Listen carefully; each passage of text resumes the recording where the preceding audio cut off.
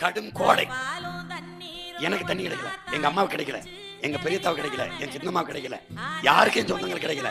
அந்த முதலாளிக்கு மட்டும் எங்கிருந்து வருகிறது தண்ணி? எந்த காலத்திலும் போத்தலில் தண்ணி கிடைக்கிறது. போன் அடிச்சா குடுவையில் அந்த அப்போலோ கிண்ல கேன் வருது. எப்படி வருது? அது நல்லது இல்லையா?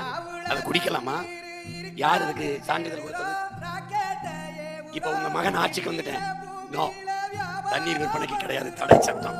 நீ நல்ல தலைவனா இருந்தா நீ என்ன செய்யணும்? 200-300 ஏக்கர்ல ஏரிய வெட்டிக்க, மழை பெஞ்ச நீரை தேக்கிக்க, அந்த நீரை சுத்திகரிச்சு மக்களுக்கு வித்துக்க. நீ சொல்லிருக்கணுமா இல்லையா? நிலத்தடி நீரை உறிஞ்சி வித்துக்கொள்ள நீ அனுமதி கொடுத்தது யார்? நீ எப்படி கொடுப்ப? 500 அடி 1000 அடிக்கு கீழே போய் நீரை உறிந்து கொண்டார். இந்த மரத்தின் வேற எவ்வளவு தூரம் கீழே போகும்?